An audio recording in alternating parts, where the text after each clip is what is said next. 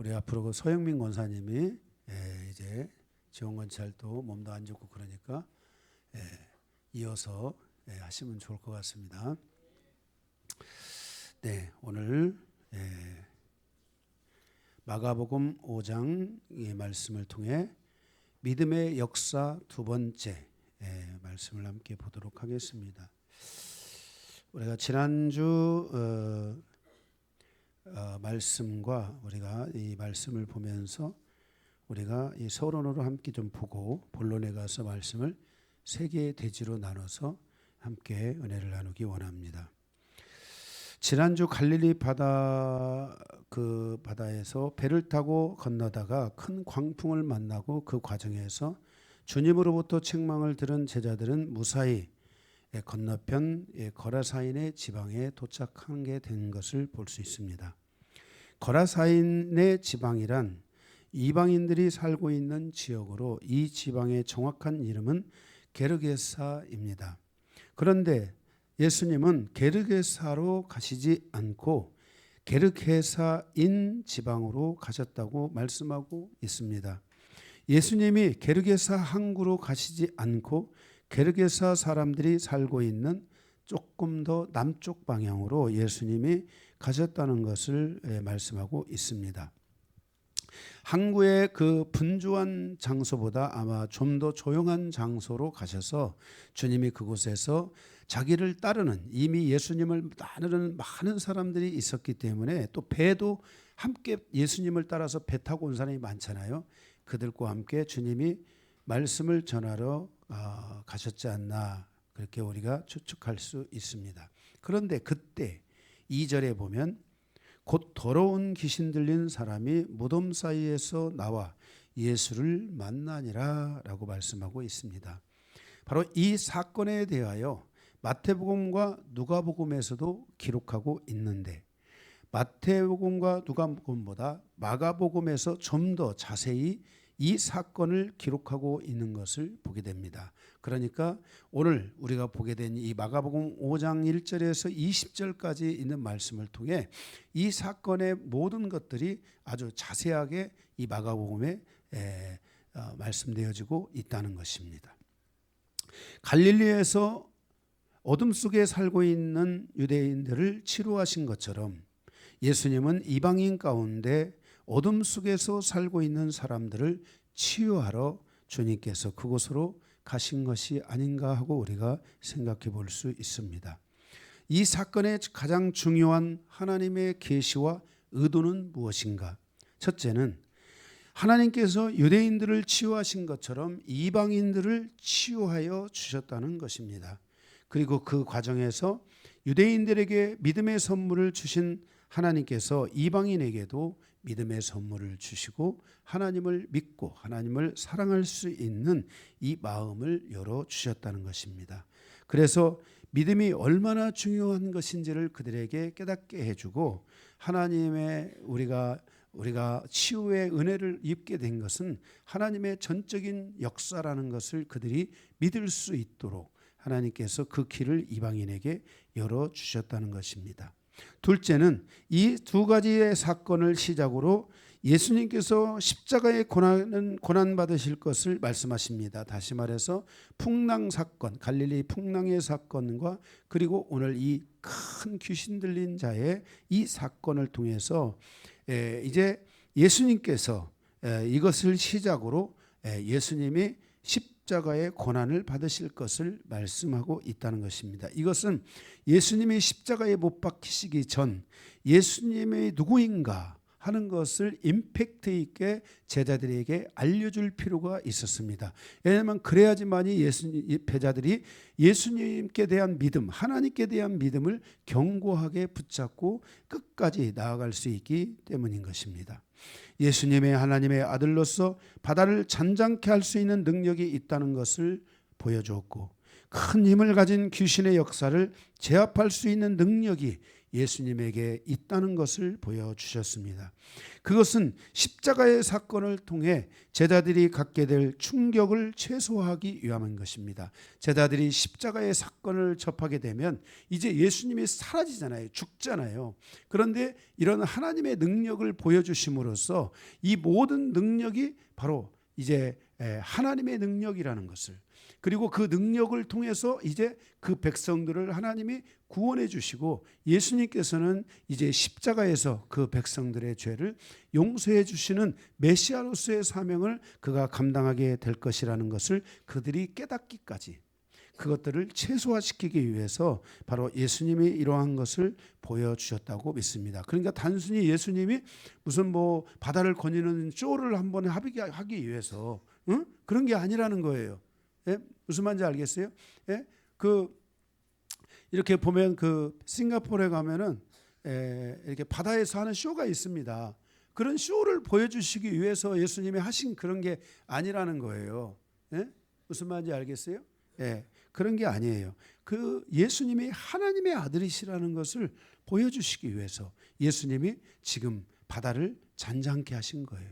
그리고 지금 여기 크게 귀신 들린 자들도 이제 이방인들 안에는 유대인들하고 다르게 이게 어둠의 영이 크게 역사한 이런 사례들이 굉장히 많잖아요. 그런데 그것을 주님께서 다 이제 하나님의 그것들을 치유하시고 그것들을 낫게 하신다는 것을 보여주시기 위해서 그분이 하나님의 아들이라는 것을 나타나기 위해서, 그러니까 예수가 지금 살아있었든지 예수가 죽으시고 예수의 십자가의 보혈에 의해서든지 바로 이렇게 어둠의 영은 바로 예수의 은혜 안에서 다 나가게 돼 있다는 것을 알려주시기 위해서 주님께서 이 일을 행하고 있는 것을 보게 됩니다. 또한 제자들로 하여금 이방인에게 바로 이 하나님의 복음을 전파해야 한다는 것을 보여주기 위해서 이렇게 예수님이 이방인에게 하나님의 복음을 전해줬는데 이제 이방인에게 제자들이 복음을 전해야 된다는 것을 알려주기 위한 것입니다. 그동안 복음은 이방인에게 정해진 것이 아니라 복음은 유대인에게 전해졌던 것입니다.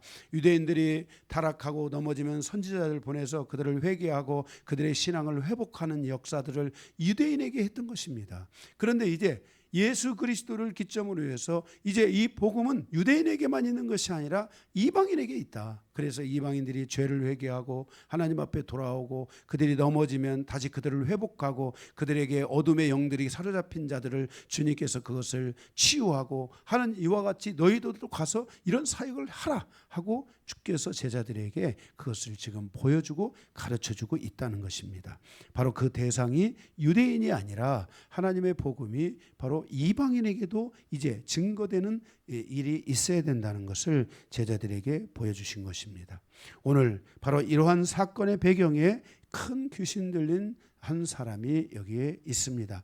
오늘 이 사람이 예수님을 만나고 그가 어떻게 그가 은혜를 입게 되고 어떻게 변화되어 하나님의 영광을 드러내는가, 그리고 귀신을 축소하는 과정에서 우리가 살펴봐야 될 중요한 영적 질서들은 무엇인가 하는 이런 것들을 우리가 함께 살펴보면서 은혜를 받기를 원합니다. 아멘. 네. 자, 오늘 말씀의 첫 번째 대지는 1절에서 5절입니다. 귀신 들림을 통한 교훈입니다. 일반적으로 더러운 영의 공격을 받은 사람들은 정상과 비정상의 상태를 반복적으로 가져갈 수도 있습니다. 그것은 그 사람이 귀신이 아니라 그 사람에게 귀신의 영이 역사한다는 것을 우리는 알아야만 합니다. 이것은 그 사람의 됨됨이와 인격의 문제가 있다는 것을 의미하는 것이 아니라 어둠의 영의 역사를 통해서 그 사람의 인격을 통제하려고 하는 더러운 영의 역사가 바로 나타날 수 있다는 것을 말씀하고 있습니다. 3절까지 보면 그 사람은 무덤 사이에 거처하는데 이제는 아무도 그를 쇠사슬로도 맬 수 없게 되었으니 그랬습니다. 지금까지는 예수님께서 귀신 들린 사람들을 치유하실 때 귀신 들린 사람이라 할지라도 자신의 가정에서 일반적인 삶이 가능한 상태에 있었던 것을 보게 됩니다. 그래서 예수님이 바로 그 가정으로 가서 사람들이 있는 곳으로 가서 그렇게 치유를 베풀었는데, 다만 여기 간헐적으로 어둠의 영의 역사를 통해서 정상적인 삶을 사는 것에 대한 방해를 받을 수 있는 경우도 생긴다는 것을 말씀하고 있습니다. 그런데 이 3절에 보면 이 사람의 영적인 상태가 많이 나빠지므로 위험한 상태까지 이르게 된 것을 볼 수 있습니다. 무덤 사이에 거처하고 있는 것입니다. 목숨에 대한 위험 때문에 그는 쇠사슬로 매어서 결박을 당했지만은 그 쇠사슬도 그가 그것을 끊어버렸다는 것입니다. 이러한 힘은 일반적인 사람의 힘으로 될 수 있는 것이 아닙니다. 4절에 보면 더러운 귀신의 힘의 역사로 말미암아 여러 번 고랑과 쇠사슬에 매여 있었지만은 그것을 끊고 깨트렸다라고 말씀하고 있습니다. 그리하여 아무도 그를 제어할 힘이 없게 되었습니다. 그러니 그 사람의 몸에 얼마나 많은 큰 상처와 이해가 있었는지를 우리는 짐작해 볼 수 있습니다. 이렇게 큰 힘을 발휘하기 때문에 그 누구도 감당할 수 없고 가족마저도 감당할 수 없어서 그를 무덤가에 두고 거기에 어떤 뭔가의 나무라든지 뭔가에 결박을 해서 이렇게 끊임없이 그것을 해놓는 이런 일들이 있게 되잖아요. 요즘은 사람들이 뭐예요? 그런 경우에는 사람들이 정신병원으로 끌고 가잖아요. 그래서 우리가 정신병원에 정신치료를 받아야 될 것도 있겠지만은 우리가 정말 영혼을 향해서 우리가 이렇게 어떤 방식으로 이것을 하게 된다고 했을 때 그것이 반드시 해결책은 아니라는 것을 우리는 알아야만 하는 것입니다.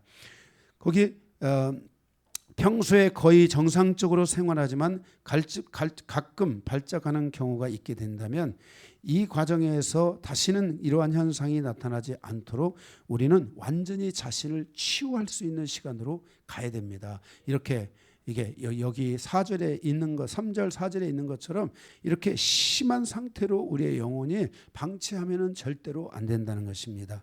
그래서 비정상적인 것처럼 보여질 때가 있지만 대화가 가능한 상태에서 모든 어둠의 영을 물리칠 수 있어야 됩니다. 그러니까 우리는 대화가 가능한 상태에 있다는 것 자체는 여러분들이 굉장히 정상적인 것이고 여러분들이 굉장히 모든 것들을 가능케 할 수 있는 상태라는 것을 여러분들이 아셔야 됩니다. 오늘 본문에 나오는 이러한 상태는 그 영혼에 대해서 누군가가 그를 도와주지 않았기 때문에 어떻게 도와줄 줄 몰랐기 때문에 그 영혼을 방치했기 때문에 그의 영적인 세력이 거대하게 발전했다는 것을 우리는 알아야 합니다. 자기 자신을 스스로 제어할 수 없는 상태까지 이르도록 방치하면 절대로 안 됩니다. 이러한 상태를 방치하면 생명의 위험이 올 수도 있습니다. 이것이 바로 사단의 전략입니다. 사단은 우리를 어디까지 끌고 가요? 죽이는 데까지 우리를 끌고 가려고 하는 게 사단의 목적이지 않습니까? 하나님은 사람에게 인격이라는 강한 의지를 주셨으며 자기 장시를 방치하지 않도록 하는 힘을 주셨다는 것을 알아야 됩니다. 하나님은 여러분에게 여러분 스스로를 지킬 수 있는, 지키고자 하는 그 힘을 하나님이 여러분의 내면의 세계에 창조 때부터 하나님이 그것을 주셨다는 것을 기억해야 합니다. 누구도 자기 자신을 방치하거나 방치하려고 하는 사람은 없습니다. 절대로 없습니다. 이것은 하나님께서 사람에게 주신 본능이며 하나님이 사람에게 주신 바로 그 영적인 존재에게 주신 하나님의 바로 그 에너지, 힘이라고 할 수 있습니다. 사람은 언제나 자기 자신에 대해서 최선을 다하도록 창조되었습니다. 이것은 내가 어둠의 영이 없다 할지라도 마찬가지입니다. 내가 부족하더라도 누군가가 와서 너 부족해 그러면은 발작하는 이유는 바로 우리 스스로가 자기 자신에 대해서 최선을 다하도록 창조되었기 때문에 자기의 인격을 모독하고 자기를 함부로 대하는 것에 대하여서 그 사람은 스스로 자기 자신을 방어하려고 하는 본능적인 움직임들을 갖게 된다는 것입니다. 그러므로 우리가 하나님의 말씀이라는 인격을 우리의 마음에 채워간다면 그 말씀의 그 은혜가 나의 그 하나님이 창조하신 본능에 그 자기를 회복하려고 하는, 자기 자신에 대해서 최선을 다하려고 하는 그 본능에 이 말씀이 큰 힘이 되고 큰 능력이 되고 에너지가 돼서 그 자신을 스스로 자기를 회복시켜가는 데 있어서 굉장한 도움을 준다는 것을 우리는 기억해야만 할 것입니다. 그래서 말씀이 주는 믿음을 통해서 바로 자신을 하나님의 창조된 인격으로 회복시켜 갈 수 있게 되는 것입니다. 말씀에는 그 말씀이 들어가면 하나님을 붙잡는, 하나님을 믿는 그 믿음의 힘이 생기지 않습니까? 그래서 이 말씀이 뭐예요? 나도 된다. 너 일어날 수 있다. 이런 힘을 우리에게 주는 게 말씀이거든요. 그래서 이렇게 말씀을 통해서 우리의 심령을 채운다면은 바로 어지간한 우리 안에서의 영적인 어떤 어려움, 힘든 이런 것들은 다 이겨낼 수 있습니다. 여러분들은 그것을 통해서 오히려 말씀을 소유하게 되기 때문에 오히려 여러분들은 더 하나님 앞에서 위대한 사람들 앞에서 더 뭐예요? 자기 자신의 아픔을 이겨내면서, 우리가 아픈 비온 뒤에 땅이 굳어진다고 아픔 뒤에 우리가 성숙해지지 않습니까? 이러한 시간을 통해서 우리가 성숙해짐으로 오히려 사람들 앞에서도 담대한 심령으로 살아갈 수 있는 이 은혜가 임할 수 있게 된다는 것을 알아야 됩니다. 어떤 사람들이 왜 또는 어떻게 어둠의 영의 공격을 받는 것인가? 그것은 이방인들이 가지고 있었던 영적인 악한 환경 때문인 것입니다. 하나님께서 이방인의 땅에 제일 먼저 가셔서 하신 사역이 그들이 가지고 있는 영적인 문제를 치유하고자 하셨다는 것입니다.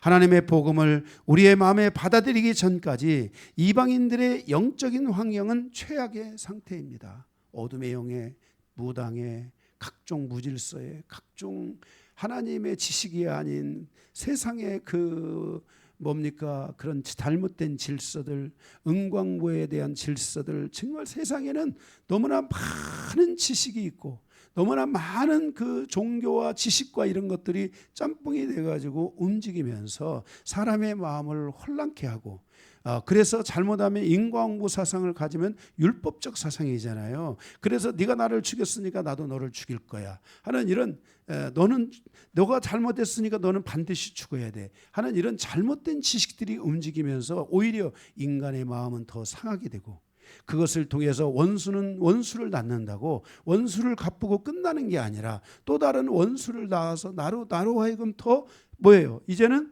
스스로가 전에는 내가 피해자였지만 이제는 내가 가해자가 돼서 이제는 또 다른 공격을 받을 수 있는 삶을 우리가 인간사에서 살아갈 수 있게 된다는 것입니다.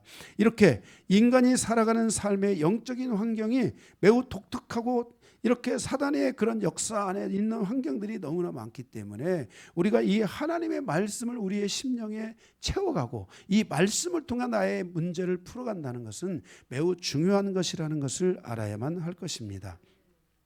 하나님의 복음을 우리의 마음에 받아들이기 전까지 이방인들의 이 영적인 환경은 최악의 상태에 있는데, 그러한 영적인 환경으로 말미암아 상처를 받게 되고 아픔을 갖게 되고 고통을 하게 되고 고뇌의 시간 속에 오랜 시간 그들의 마음이 방치되어져 가면서 어둠의 영이 그들을 잠식해 가고 그들의 인격에 많은 부분에 치명타를 주고 상처를 줘서 너 상처받았으니 더 큰 상처를 받아라. 그리고 사단이는 결국 우리를 그런 것들로부터 죽음에 이르는 시간까지 사단이는 우리를 끌고 가고자 한다는 것을 기억해야만 하는 것입니다.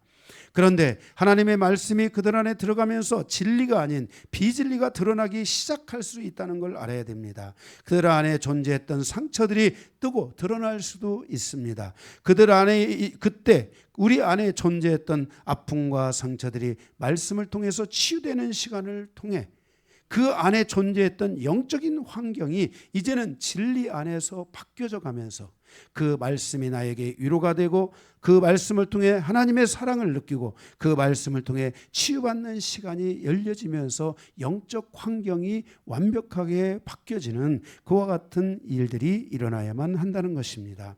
그러므로 나의 상처가 드러나는 것은 나쁜 현상이 아니라 말씀이 나의 영혼을 치유하고 새롭게 만들어가는 역사라는 것을 기억해야 합니다. 하나님에 의해 창조된 인격을 회복하는 은혜가 임하게 되기 때문에 때문에, 그 하나님의 은혜가 임하면서 이제 내 안에 존재하는 어둠의 영을 내가 더 말씀으로 건강해졌기 때문에, 말씀을 통해 내 믿음이 더 충만해졌기 때문에 그 힘을 가지고 내 안에 있는 어둠의 영들이 뭐예요? 이제 밀어내기 때문에 그게 뜨는 겁니다. 뭐 제가 여러분들의 안에 있는 어둠의 영을 다 띄운 적이 있습니까? 다들 모아놓고 줄 서놓고 다들 해놓고 다 떠라 이런 적 없잖아요. 말씀을 들으면서 여러분에게 하나님의 힘이 가해질 때 여러분 스스로 안에 있는 것들이 떠서 이게 나타나게 되는데, 이때 여러분들은 그 말씀의 무장을 통해서 이런 영들을 여러분들이 쫓아내기 시작한다면, 그것은 하나님이 여러분에게 주신 영적인 에너지 그 자체가 여러분을 건강한 삶으로 만들어가게 될 것입니다. 하나님에 의해 창조된 인격을 회복하는 은혜가 우리에게 임하기를 원합니다. 오늘 거라사인도 고침을 받았습니다. 그 거라사인이 고침을 받는 과정, 그것이 우리에게 주는 은혜가 무엇인가, 그것들을 우리가 함께 지금 살펴보고 있습니다. 첫 번째, 우리는 뭐예요? 귀신 들림의 상태를 통해서 갖는 교훈에 대해서 보았습니다. 두 번째, 6절에서 17절, 영적인 세계에서 예수님은 가장 꼭대기에 계신다는 것을 기억해야만 합니다. 고린도전서 15장 23절에서 26절에 영적 질서가 나오는데, 첫째가 그리스도요, 두 번째가 그리스도에게 속한 자요. 그리스도에게 속한 자라는 것은 바로 생명의 부활을 얻은 자다. 다시 말해서 자기 마음에 있는 어둠을 다 몰아내고 자기 안에 있는 상처와 아픔들을 다 말씀을 통해 극복하고 건강한 그리스도인으로 서 있는 상태, 이런 사람들이 그리스도에게 속한 자들이잖아요. 이렇게 사람들을 사단이 건들 수 있습니까? 세상이 이런 사람들을 쓰러뜨릴 수 있습니까? 다시 그 어떤 악한 환경이 이 사람들을 그 환경의 고통 속에 몰아넣을 수 있습니까? 다 믿음으로 이어갈 수 있는 이런 사람들이 바로 그리스도에게 속한 자들입니다. 그런가 하면 세 번째는 바로 세상의 통치권이고, 넷째는 세상의 권력들이고, 다섯째는 세상의 능력들이며, 여섯째는 사망입니다. 그래서 세상에 가면 위에 누군가가 세상의 통치를 가지고서 우리 인간을 계속해서 어둠으로 몰아가는 사람들, 아픔을 주는 사람들, 이런 사람들이 존재한다는 겁니다. 권력들입니다. 우리 안에서 보면, 우리도 보면, 우리 시대의 역사를 흘러서 보면은 꼭 누군가가 위에서 우리를 누르잖아요, 이렇게요. 그죠? 예, 권력들이 있단 말이에요. 우리 누리는 힘들이 있단 말이죠. 그렇죠? 예. 그다음에 자기가 무슨 세상의 능력자인 것처럼, 그죠? 조금만 뭐 하면 인간은 자기가 무슨 대단한 능력자인 것처럼 자기가 막 자기 능력을 발휘하려고 합니다. 이런 것들 조심해야 됩니다.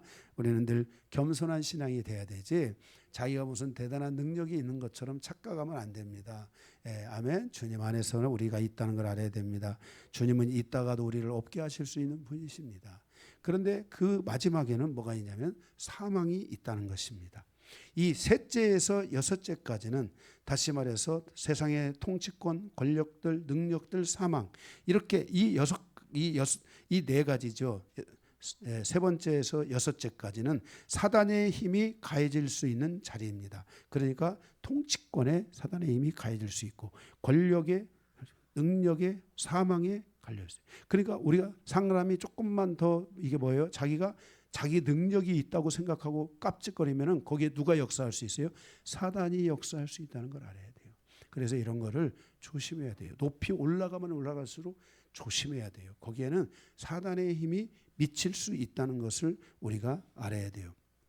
바로 이렇게 사단의 가장 핵심적인 전략은 그의 힘이 가해질 수 있는 모든 것을 통해서 그들을 사망에 이르게 하는 것이 목적이라는 것을 알아야 됩니다.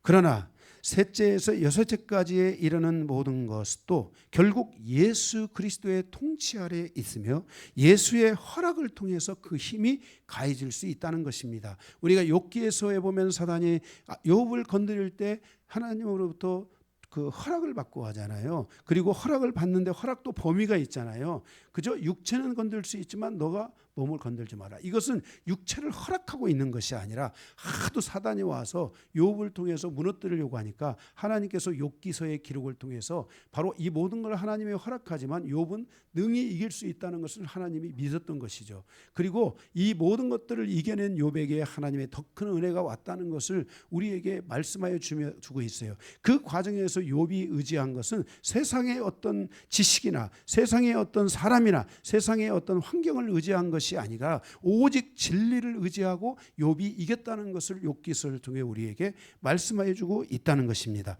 바로 이렇게 그 예수님의 바로 통치 아래에서 모든 세계가 움직이고 있다. 예수님이 바로 모든 통치의 바로 가장 큰 위에 꼭지점에 계시다는 것을 말씀해 주고 있는 것입니다. 우리는 이 귀신들이든 악한 영의 환경이든 어떤 상황에서든지 우리가 오늘 이 말씀을 통해서 가져가야 될 중요한 것 중에 하나는 예수님은 나의 삶이 내가 고통 가운데 있지라 할지라도 내가 그 예수님과 나와의 만남이 아직 이루어지지 않았다 할지라도 우리의 삶의 가장 꼭대기에는 예수님이 계신다는 것을 우리는 항상 인지하고 살아가야만 한다는 것입니다.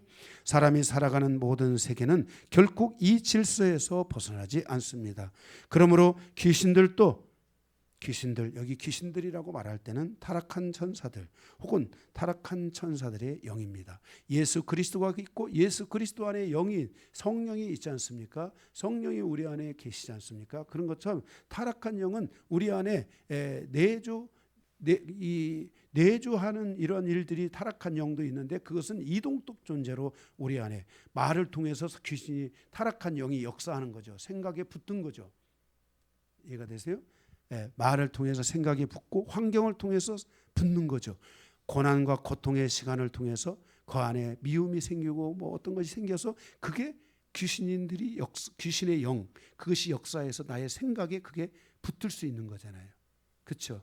이렇게 그래서 바로 이 귀신들도 하나님의 통치를 받기 때문에 예수를 알아본다는 것입니다. 그러니까 지금 여기 귀신 들린 사람이 예수님을 알아봤어요?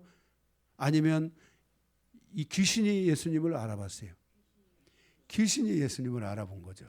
그렇죠? 우리가 사람이 예수님을 알아본 게 아니라 귀신이 예수님을 알아봤다는 거예요. 귀신 들린 그 사람이 예수를 알아봤다는 거예요. 왜? 타락한 천사들이고 타락한 천사들의 영이기 때문에 그들은 늘 누구로부터 통치를 받아요? 예수님의 통치를 받고 있다는 것을 알아야 돼요. 그러니까 알아요. 네. 예수님은 몰라도 그들은 알아요. 네. 이렇게 그들 안에서 역사하고 있는 귀신이 예수님을 알아보고 있는 것을 볼 수가 있게 됩니다. 그 귀신은 그 사람을 장악하도록 예수에게 허락을 받아야 합니다. 그러므로 내가 지금 상처 속에서 계속 상처를 붙잡고 있다면은 그죠? 못 건들게 해도 사단이는 영원히 계속 붙어 있기라고 하겠죠. 그렇죠? 예. 그러므로 내가 귀신을 잡지 않고 예수를 잡고 말씀을 잡는다면 이게 굉장히 중요합니다. 내가 환경의 어려움 속에서 어떤 고통 속에서 어둠의 영의 지배를 받고 어둠의 영의 공격을 받았다 할지라도 그 상황에서 여러분들이 신앙을 통해 예수를 찾기 시작한다면 말씀을 찾기 시작한다면 하나님께서 그 사람을 어둠의 영에게 맡겨요, 안 맡겨요? 절대로 맡기지 않는다는 거예요. 하나님은 그들의 영혼을 이방인들을 구원하기 위해서 예수를 보내주셨고 이방인들을 구원하기 위해서 바로 예수께서 말씀을 우리 가운데 열어주신 것입니다. 아멘. 그래서 우리가 이렇게 예수님은 바로 그 영혼들을 귀신들에게 절대로 내주지 않는다는 것을 기억하고 여러분들이 이제 귀신에게 내어주지 않는다면 승부가 되잖아요. 여러분들이 이제 뭘 가까이 하면 되겠어요? 예수를 가까이 하고 예수의 말씀을 가까이 해서 여러분 안에는 스스로 그 자기를 지키고자 하는 힘이 하나님이 주셨다고 했잖아요. 우리가 모든 몸은 그래요. 육체도 마찬가지예요. 우리 육체는 스스로 자기를 지키려고 하는 그런 에너지들을 하나님이 인간에게 주셨어요. 영도 마찬가지고 우리의 혼도 마찬가지예요. 주셨어요. 그런데 말씀이 들어와요. 그러면 우리는 뭐예요? 뽀빠이가 시금치 먹으면 힘이 나는 것처럼 우리가 말씀을 먹으니까 힘이 나기 시작하는 거예요. 그래서 자연적으로 이런 부분들이 우리 안에서 하나님의 은혜 안에 이것들이 분리되기 시작하고 떠나가기 시작한다는 것을 우리는 알아야만 하는 것입니다. 6절에 보게 되면 그가 멀리서 예수를 보고 달려와 절하며 7절 큰 소리로 소리지르러 이르되 지극히 높으신 하나님의 아들 예수여 나와 당신이 무슨 상관이 있나이까 원하건대 하나님 앞에 맹세하고 나를 괴롭히지 마옵소서 하니 그랬습니다. 사람이 자신을 괴롭히지 말라는 것이 아니라 그 안에서 역사하는 더러운 귀신이 자신을 괴롭게 하지 말라고 하고 있습니다.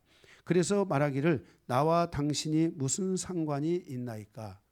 그러니까 나는 당신과 상관이 없습니다. 나는 지금 이 사람이 상처를 선택하고 환경 자체가 너무나 어둠 속에 살아가고 있기 때문에 나는 자연적으로 거기 와서 이 영혼을 이제 결국은 이 영혼은 이렇게 살다가 죽으면 멸망받으니까 내가 지금 빨리 그들 멸망으로 확실하게 인도하기 위해서 잡고 있는 것뿐입니다. 나와 아무 상관이 없습니다.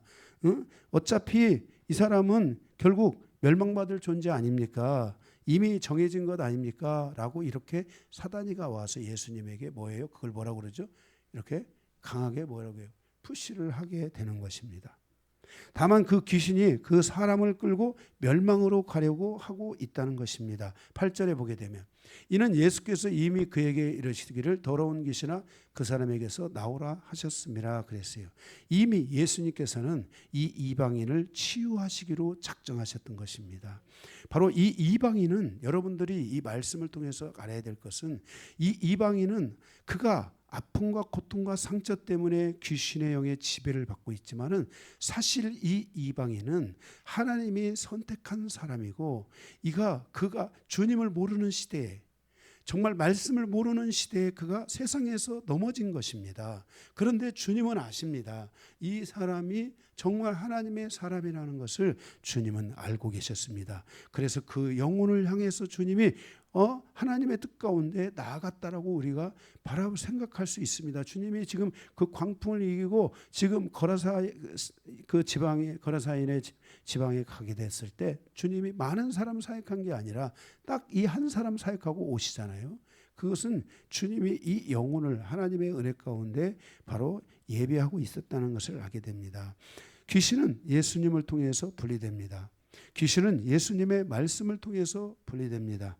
만약 예수의 이름으로 분리되지 않는다면 우리는 하나님의 말씀을 지속적으로 가까이 하고 계속 말씀을 가까이 하면서 내 에너지를 내 영적인 힘을 키워서 반드시 그 귀신이 이 진리를 가지면 모든 어둠은 떠나가게 돼 있습니다. 진리를 알지니 진리가 너희를 자유케 하리라 주님이 그렇게 말씀하셨지 않습니까?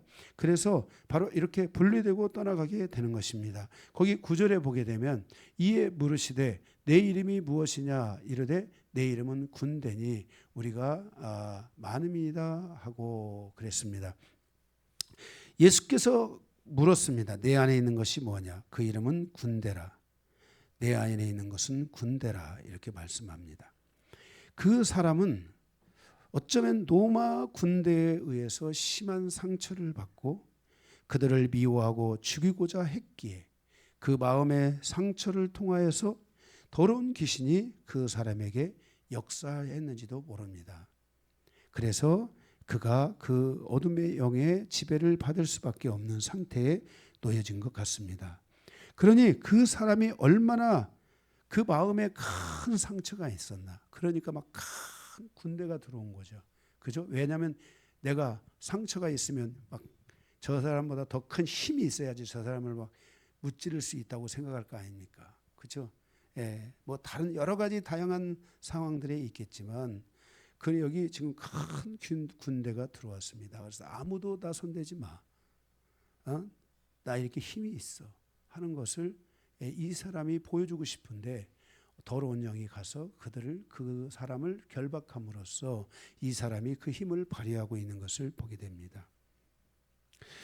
그 사람, 즉 그 이방인을 향한 그 상황에서 예수님께서 그곳에 가셔서 그가 아픔과 상처와 고통 속에 있었던 것과 같이 예수님에게는 이방인을 향한 사랑이 얼마나 간절하였으며 하나님 아버지의 뜻을 따라서 이방인을 구원하고자 하는 이 예수님의 사랑이 얼마나 더 크고 깊다는 것을 우리에게 알려주고 있습니다. 그러니까 예수님의 사랑이 크니까 그 영혼을 그냥 두고 올 수가 있어요, 없어요? 없다는 겁니다. 이미 주님께서 바로 하나님께서 주님을 그곳에 보내신 것 그 자체가 그 사람의 마음에 있는 상처와 아픔과 그것을 바로 더 나에게 있는 상처가 큰데 만약에 사랑의 힘이 더 크다면 믿음의 힘이 더 크다면 그 안에 있는 적은 물러가야 되는 거잖아요. 이와 같이 정말 예수님은 이방인들에게 이제 이 하나님의 복음이 유대인에게만 있는 게 아니라 이방인을 향하고 있다는 것을 하나님이 이방인을 얼마나 사랑하신다 하는 것을 이방인에게 있는 그 어떠한 것도 바로 하나님의 사랑에서 뭐예요? 떠나지 않을 수 없는 게 없다라는 것을 여기서 예수님께서 가게 되는 것입니다. 그래서 이렇게 아픔과 고통 속에 있는 한 영혼에 대해서 우리가 가져가야 될 중요한 것은 뭐냐면은 큰 사랑인 것입니다. 그 영혼을 향한 큰 사랑, 정말 그 영혼을 마음에 품고 갈 수 있는 사랑, 이런 사랑이 있다면은 바로 그 안에 있는 영은 더 이상 그 안에서 계속해서 작용할 수 없게 된다는 것을 우리는 아셔야 하는 것입니다. 그러니까 우리가 이러한 더러운 영의 귀신 들림의 이러한 상태에서 중요한 것 중에 하나가 바로 그 영혼을 사랑하는 믿음이 있어야 되겠고 그 영혼을 향한 사랑의 마음에 확신을 가지게 된다면 결국은 어떠한 적이 있다 할지라도 그 어둠은 반드시 떠나간다 안 떠나간다? 떠나간다는 것을 우리에게 여기에서 보여주고 있는 것입니다. 하나님의 아버지의 뜻을 따라서 이방인을 반드시 구원해야 된다. 이방인에게 하나님을 보여줘야 된다. 이방인에게 하나님이 이방인들을 얼마나 사랑하시는지를 반드시 보여줘야 된다는 이 추천한 사명과 이 마음을 가지고 주님이 이방인들을 향해서 갔기 때문에 그 안에 로마 군대 여기 밑에 보면 나와 있지 않습니까? 그 로마 군대의 여단 정도 된다고 했잖아요. 이게 그렇지 얼마나 그가 로마의 그런 상황으로부터 아마 그가 가족들의 공격, 자기의 어떤 삶의 공격, 그 당시에는 로마가 세계를 지배하는 시대잖아요. 얼마나 큰 상처를 받았으면은 그 상처에서 이 사람이 순하잖아요. 인간의 힘이 제한되어 있잖아요. 그러니까 마음대로 할 수가 없잖아요. 그 과정에서 그가 정말 이 어둠의 영을 통해서 얼마나 그가 고통 속에 있게 되었는지를 우리에게 보여주고 있는 것을 알 수 있습니다. 그런데 예수님이 그 영혼을 사랑했기 때문에 그 영혼을 놓을 수 없기 때문에 가면서 딱 예수님의 사랑이 그 영혼을 잡은 겁니다. 이게 중요합니다. 여러분들이 우리의 삶 속에서 누군가가 아픔과 고통이 있을 때 어떻게 그냥 대충 뭔가를 하고 이게 아니라 그 영혼을 향한 사랑으로 그 영혼을 강하게 붙잡아 줘야 된다는 것입니다. 저에게 그동안에 제가 이 치유사역을 하면서 많은 사람들이 왔습니다. 그때 제가 하는 말이 그거였어요. 당신이 이 영혼을 사랑합니까? 당신이 이 영혼을 사랑합니까? 만약에 당신이 이 영혼을 사랑할 수 없다면 교회가 이 영혼을 사랑하고 주님이 이 영혼을 사랑한다는 것을 그가 느낄 수 있도록 교회에게 이 영혼을 맡겨주실 수 있습니까? 그것마저도 인간은 허락하지 않을 때가 있다는 것입니다. 이렇게 이 더러운 영에 대한 그 역사는 단순히 예수님의 그 어떤 능력으로 되는 그게 아니라 바로 예수님의 사랑의 힘으로, 긍휼의 힘으로 이와 같은 일이 이루어지게 된다는 것을 우리는 기억해야만 할 줄로 믿습니다. 아멘. 이렇게 해서 정말 우리가 이 하나님의 일을 하는 데 있어서 뭔가의 큰 뭔가가 있다고 생각하는 이런 것들을 우리가 조심해야 됩니다. 예? 아멘. 그 여기 19절에 보게 되면 19절 그 하반절에 보면 있잖아요. 너를 불쌍히 여기신 것을 내 가족에게 가서 알리라. 여기 치유가 뭐냐면 너를 불쌍히 여겼다는 이 말씀 하나에 뭐냐면은 이 불쌍이라는 것은 사랑의 다른 표현입니다. 내가 너를 얼마나 사랑했는지를, 내가 너의 영혼을 포기하지 않았는지를, 너가 그것을 알고 그것을 가서 알려라. 이렇게 주님이 말씀하시고 있는 것이거든요.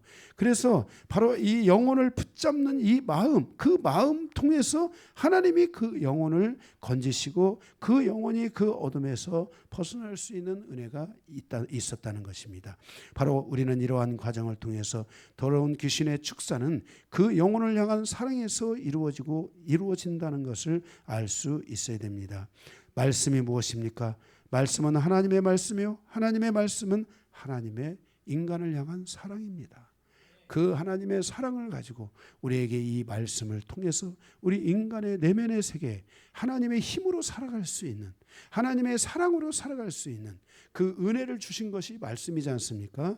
그래서 우리가 이렇게 하나님의 사랑으로 우리를 그렇게 인도해 가기 때문에 우리가 이러한 진심으로 그 영혼을 사랑하는 마음을 가지고 사람을 대하지 않으면 그 어느 누구도 그 사람의 영혼이 회복될 수 없고 살아날 수 없다는 것을 기억해야만 하는 것입니다.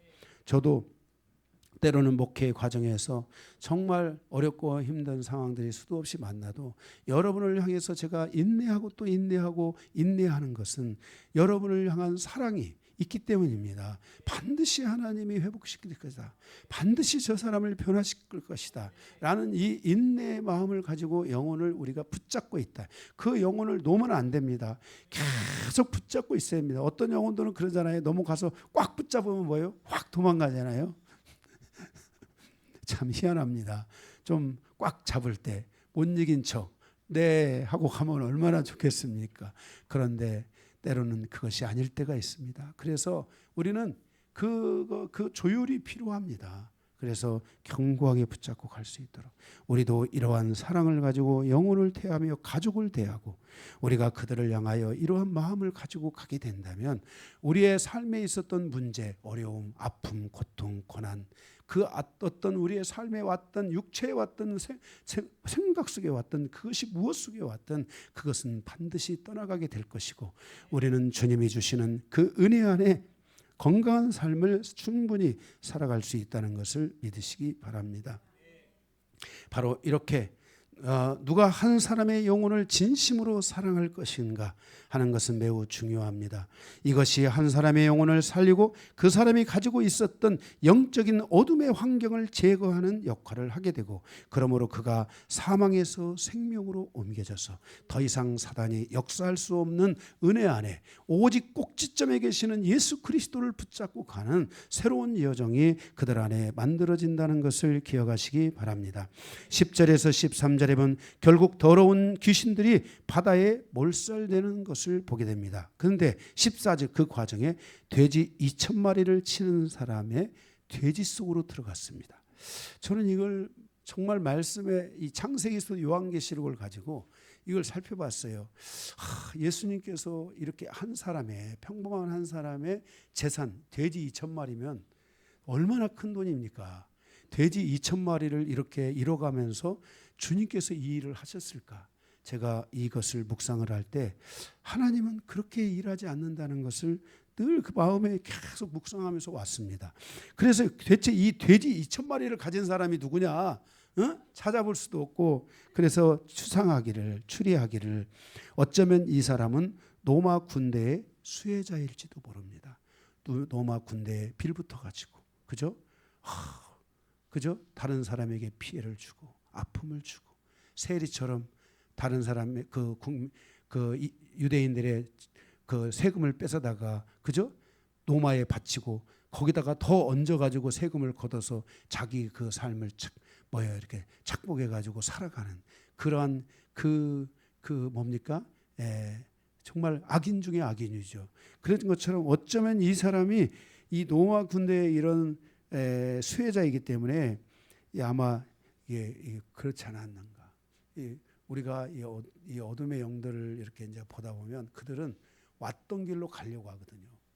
그러니까 그 자기의 그런 본능적으로 그쪽으로 가려고 하는 성향이 많아서 주님께서 그때 이 돼지 2,000마리를 가진 사람은 로마의 수혜자이기 때문에 너가 로마로부터 수혜를 입었으니 도로 내가 취하리라 해서 이 돼지들 2,000마리가 귀신들이 거기에 들어가 가지고 아마 바다에 다 들어가 가지고 된 것이 아닌가 우리가 이렇게 볼 수가 있습니다. 그래서 우리가 이렇게 결국은 우리가 이러한 질서들을 우리가 통해서 정말 우리는 하나님 앞에 건강한 삶을 살아가야 됩니다.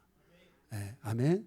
남에게 아픔과 고통을 주는 삶이 아니라 우리가 건강한 삶, 진리 안에서 살아가는 삶이 돼야 됩니다. 우리의 인생의 방향이 하나님의 선을 따라서 가야 되지, 사람의 질서를 따라서 가게 되고 사람의 방식으로 가게 되면 여러분들 그 끝에는 결과가 그것이 나에게 다시 돌아온다는 사실을 우리가 반드시 기억해야만 할 것입니다. 성경은 하나님께서 하나님에 대하여 말하기를 그는 그의 인자가 성실하니 그랬습니다. 하나님은 성실하시다. 이렇게 말씀하셨습니다. 여러분들이 성실하여 인생을 살아간다면 여러분들이 손으로 내가 손으로 버는 것만큼만 벌어도 손실을 가져오지 않고, 인생은 그런 것 같아요. 내가 손실만 가져가지 않아도요, 여러분들은 금방 부유하게 될 수 있습니다. 여러분들은 금방 좋아질 수 있습니다. 여러분들의 인생에 있어서 이렇게 성실한 삶을 통해서 손실을 제거하고 하나님이 주시는 은혜가 여러분 안에 넘치는 것을 체험하는 그런 성도들이 되시기를 바랍니다. 그런데 10절에 보면 그 사람입니다. 그 사람이 자기가 살고 있는 그 지방에 이 귀신을, 군대 귀신을 내쫓지 말라 그랬어요. 귀신이라는 것은 이동적 존재잖아요. 청소를 하지 않으면은, 그죠? 우리가 이 교회도요, 우리가 이렇게 살아가면서 말씀 안에서 축사가 되고 은혜가 오면서 내가 축사가 될 때요, 이 교회를 계속 천군 천사들이 와서 청소한다는 걸 알아야 돼요. 그래서 청소하게끔 해야 돼요. 아멘. 그래서 영적인 세계, 하나님의 세계가 항상 깨끗하고 정결해지도록 그렇게 사역을 해줘야 돼요. 근데 그런 걸 하지 않고 만약에 그 군대 귀신이 나갔는데 거기 그 땅에 내려놨어요. 그러면 그 땅에 내려놨기 때문에 만약에 누군가가 또 들어가면 그 사람이 피해를 입잖아요. 그죠? 그래서 그러니까 이 사람이 지금 정신이 멀쩡한 거예요. 그 속에서도요. 그죠? 그 사람이 그러는 거예요. 여기다가 축사하지 말고, 하지 말라고. 그 기도하잖아요. 부탁하잖아요. 그런데 그때 돼지가 지나가니까 바다로 들어가 버렸잖아요. 그래서 그 더러운 영들이 어디로 들어갔어요? 바로 바다로 들어가 버렸잖아요. 그래서 바로 이것을 통해서 누군가 그 군대가 또 누군가에게 들어가서 다른 사람에게 고통을 주는 것을 이 사람이 지금 원하지 않고 있다는 거예요. 그러니까 이 사람은 지금 예수님을 만나면서 마음이 다시, 그의 심령이 얼마나 지금 다시 새 힘을 얻어가고 있는지를 우리가 여기서 볼 수 있게 되는 것입니다. 15절에서 17절, 이 모든 일로 인하여 이방인들이 예수님을 두려워합니다. 우리는 더러운 귀신들로부터 한 영혼이 사망에서 생명으로 이르는 과정을 통해 한 사람의 영혼을 살리고자 하는 믿음과 사랑으로 그 영혼을 견고하게 붙잡고 그가 가지고 있는 고통에서 벗어날 때까지 그 영혼을 포기하지 않는 믿음의 확신이 우리에게 있어야 할 줄로 믿습니다. 반드시 새롭게 될 수 있다는 믿음이 있어야 합니다. 그리고 그 영혼을 사랑하는 예수님께로 인도해 줘야 합니다. 그래서 그가 예수님의 사랑을 확인하고 예수님이 자신을 얼마나 사랑하는지를 그가 경험하고 느낄 수 있도록 인도해 줘야만 하는 것입니다. 예수님이 그를 얼마나 사랑하시는지 그가 마음으로부터 고백하고 그의 사랑이 그의 마음에 회복된다면 예수님을 붙잡게 되고 말씀을 붙잡게 되면서 그는 이제 하나님이 기뻐하시는 성도로서의 삶을 살아갈 수 있게 되는 것입니다.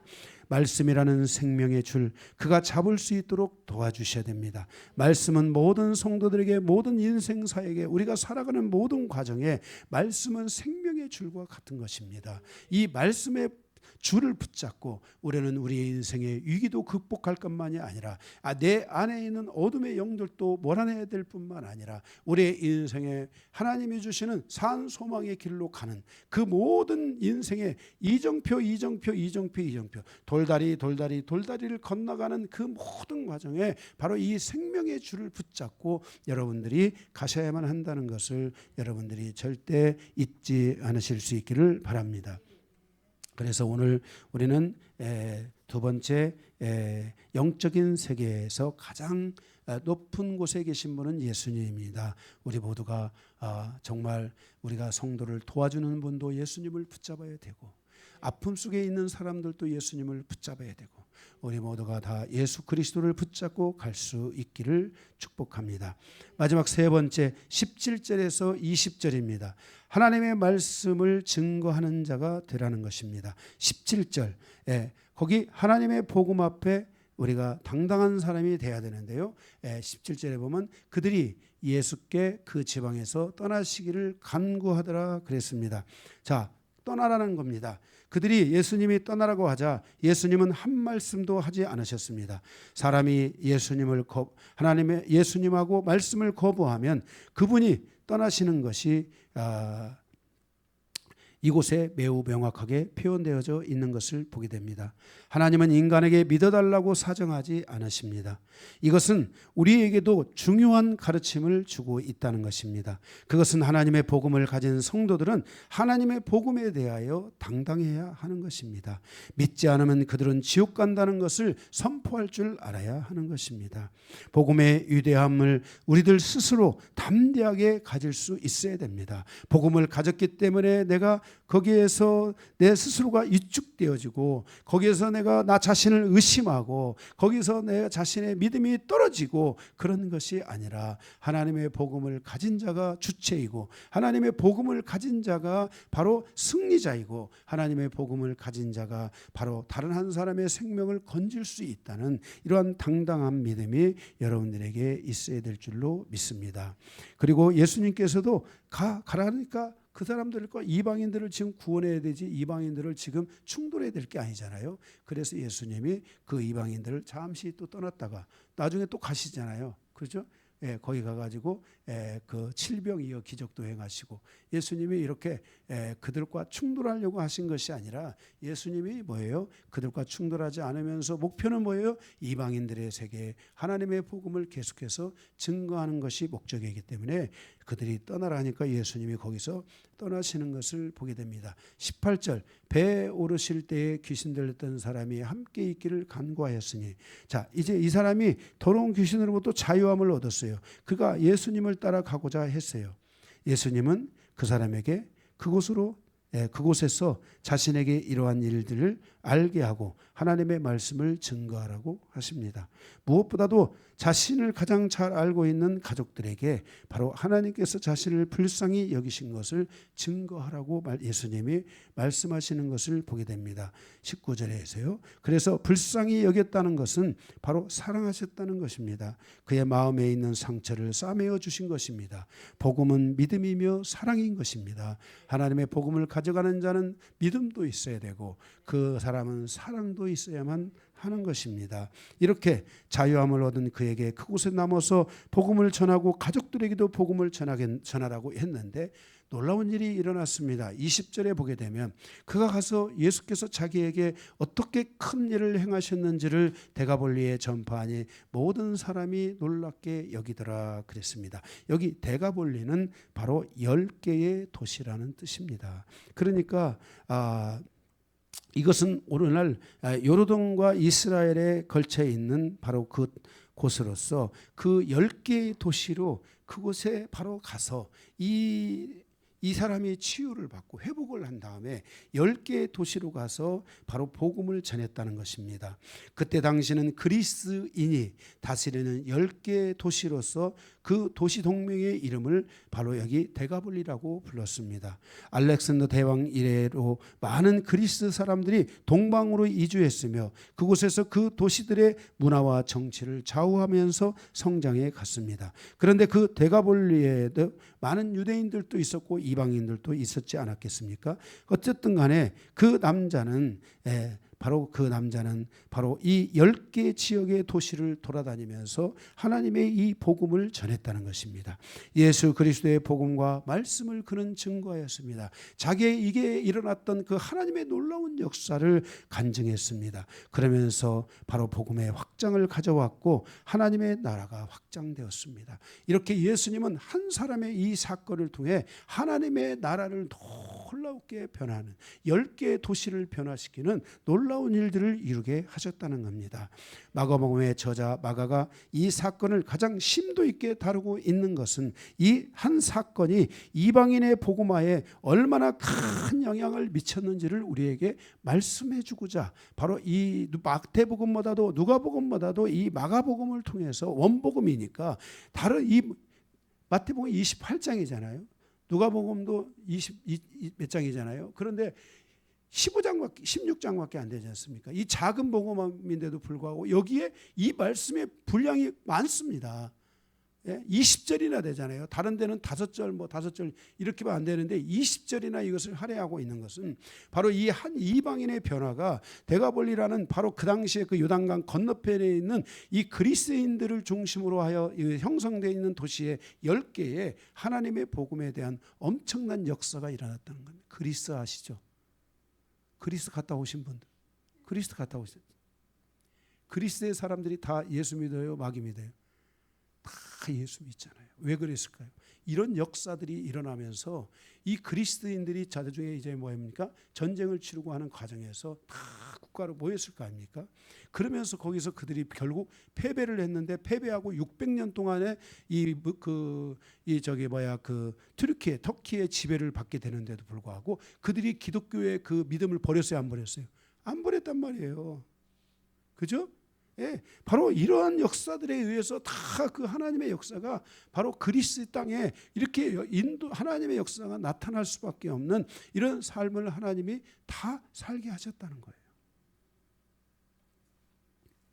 그래서 거기 맨 마지막에 그렇게 났습니까? 모든 사람이 놀랍게 여기더라 그랬어요. 그 데가볼리 10개 도시에 있는 많은 사람들이 뭐예요? 놀랍게 여겼다라 했어요. 이 말은 무슨 말이냐면 원어에 보면 경탄했다, 신비롭다. 야, 어떻게 그런 일이 일어날 수 있느냐? 야, 이것은 놀라운 기적의 역사다.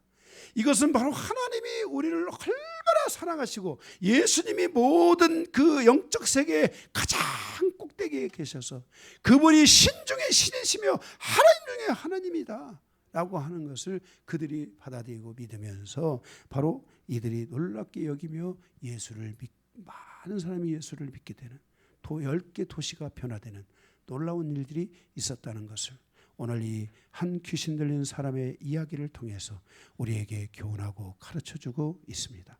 오늘 여러분 이 말씀처럼 여러분이 작은 어둠, 큰 어둠, 작은 고통, 큰 고통, 큰 상처, 작은 상처에 있었든지 여러분들이 예수 그리스도를 믿고 여러분들이 변화되고 구원을 받았다면 이제 여러분들은 바로 그 변화받은 그 예수 그리스도의 은혜를 생각하면서 여러분도 예수 그리스도를 증거하고 하나님의 나라를 확증하는 그 일에 여러분들이 전심전력하여 나가야 될 줄로 믿습니다.